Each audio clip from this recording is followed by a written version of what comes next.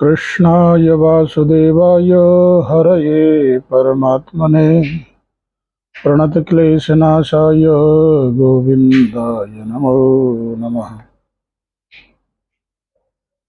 निर्जला एकादशी व्रत कथा।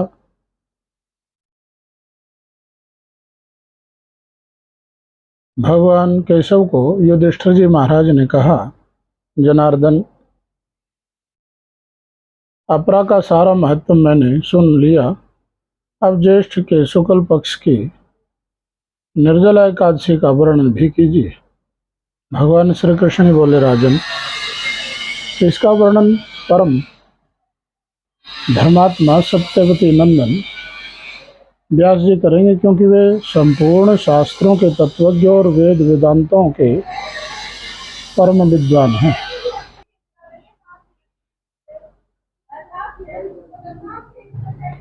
तब वेद व्यास जी कहने लगे, दोनों ही पक्षों की एकादशियों का भोजन न करें। द्वादशी को स्नान आदि से पवित्र हो फूलों से भगवान केशव की पूजा करें। नित्य कर्म समाप्त होने के पश्चात पहले ब्राह्मणों को भोजन देकर अंत में स्वयं भोजन करें। राजन, जनाना सोच और मरण सोच में भी एकादशी को भोजन नहीं करना चाहिए। यह सुनकर भीमसेन बोले, परम बुद्धिमान पितामह, मेरी उत्तम बात सुनिए। राजा युधिष्ठिर, माता कुंती, द्रौपदी, अर्जुन, नकुल और सहदेव ये एकादशी को कभी भोजन नहीं करते तथा मुझे भी हमेशा यही कहते हैं। भीमसेन, तुम भी एकादशी को न खाया करो, किंतु मैं लोगों से यही कह दिया करता हूँ कि मुझे भूख नहीं सही जाएगी। भीमसेन की बात सुनकर व्यास जी ने कहा, यदि तुम स्वर्गलोक की प्राप्ति अभिष्ट है और नरक को दूषित समझते हो तो दोनों पक्षों की एकादशी को भोजन न करना। भीमसेन बोले, महाबुद्धिमान पितामह, मैं आपके सामने सच्ची बात कहता हूँ। एक बार भोजन करके भी मुझसे व्रत नहीं किया जा सकता, फिर उपवास करके तो मैं रह ही कैसे सकता हूँ। मेरे उदर में वृक नामक अग्नि सदा प्रज्वलित रहती है, अतः जब भी बहुत अधिक खाता हूँ तभी यह शांत होती है। इसलिए महामुने, मैं वर्ष भर में केवल एक ही उपवास कर सकता हूँ, जिसे स्वर्ग की प्राप्ति सुलभ हो तथा जिसके करने से मैं कल्याण का भागी हो सकूं। ऐसा कोई व्रत निश्चय करके बताएं, मैं उसका यथोचित रूप से पालन करूंगा। व्यास जी ने कहा, भीम, जैसे मास में सूर्य वृषभ राशि का हो या मिथुन राशि पर शुक्ल पक्ष में जो एकादशी हो, उस यत्न पूर्वक निर्जल व्रत करो। केवल कुल्ला या आचमन करने के लिए भी मुख में जल डाल सकते हो। उसको छोड़कर और किसी प्रकार का जल विद्वान पुरुष मुख में न डाले, अन्यथा व्रत भंग हो जाता है। एकादशी को सूर्योदय से लेकर दूसरे दिन के सूर्योदय तक मनुष्य जल का त्याग करे तो यह व्रत पूर्ण होता है। तदंतर द्वादशी को निर्मल प्रभात काल में स्नान करके ब्राह्मणों को विधि पूर्वक जल और स्वर्ण दान करें। इस प्रकार सब कार्य पूर्ण करके जितेंद्रिय पुरुष ब्राह्मणों के साथ भोजन करें। वर्ष भर में जितनी एकादशियां होती हैं उन सब का फल निर्जला एकादशी के सेवन से मनुष्य प्राप्त कर लेता है, इसमें तनिक भी संदेह नहीं।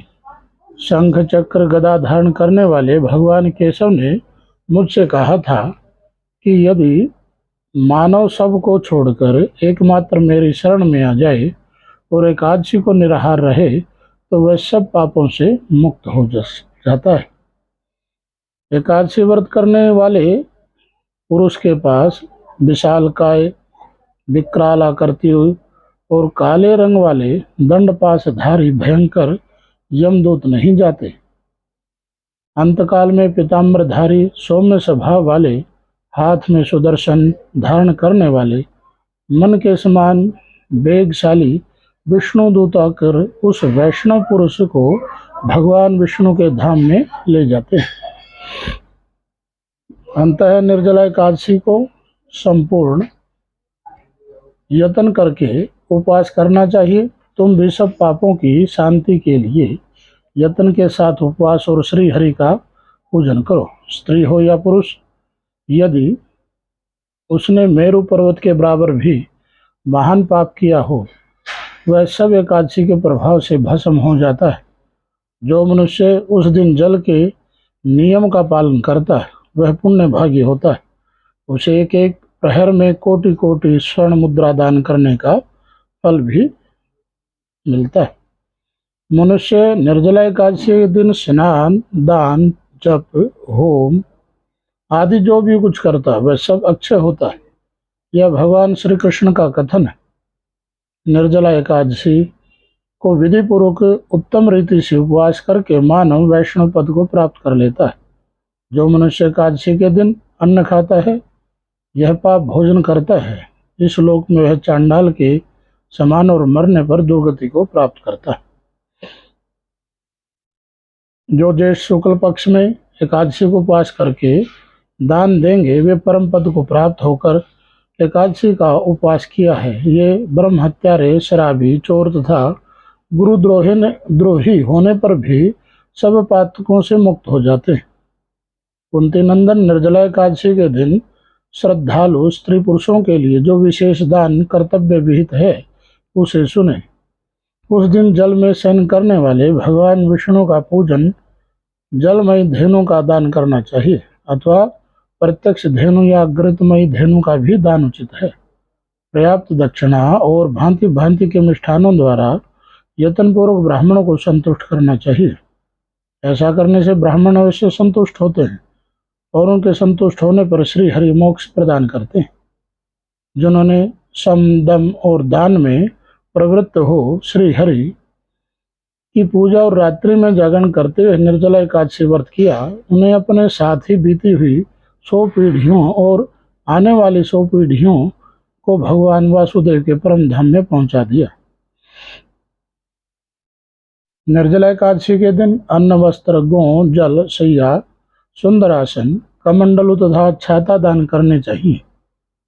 जो ज्येष्ठ एवं सुपात्र ब्राह्मण को जूता दान करता है, वह सोने के विमान पर बैठकर स्वर्गलोक की प्रतिष्ठा पाता है। जो इस एकादशी की महिमा को भक्ति पूर्वक सुनाता, जो भक्ति पूर्वक सुनता है, दोनों ही स्वर्ग के अधिकारी होते हैं। चतुर्दशी युक्त अमावस्या को सूर्य ग्रहण के समय श्राद्ध करके मनुष्य जिस फल को प्राप्त करता है, वही इसके श्रवण मात्र से और इसके दंत धावन करके यह नियम लेना चाहिए। मैं भगवान केशव की प्रसन्नता के लिए एकादशी को निराहार रहकर आचमन के सिवाय दूसरे जल को त्याग करूंगा।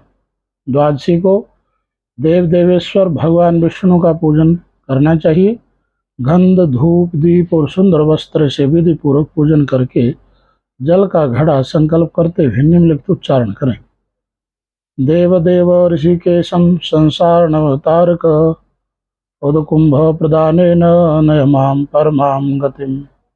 संसार सागर से तारने वाले देव देव ऋषिकेश, इस जल के घड़े का दान करने से आप मुझे परम गति प्राप्त कराएं। भीमसेन, ज्येष्ठ मास से शुक्ल पक्ष की जो एकादशी होती है, उसका निर्जला व्रत करना चाहिए तथा उस दिन श्रेष्ठ ब्राह्मणों को शक्कर के साथ जल के घड़े दान करने चाहिए। ऐसा करने से मनुष्य भगवान विष्णु के समीप पहुंचकर आनंद का अनुभव करता है। तत्पश्चात द्वादशी को ब्राह्मण भोजन कराने के बाद स्वयं भोजन करें। जो इस प्रकार पूर्ण रूप से पाप नाशनी एकादशी का व्रत करता है, वह सब पापों से मुक्त हो अनामय पद को प्राप्त होता है।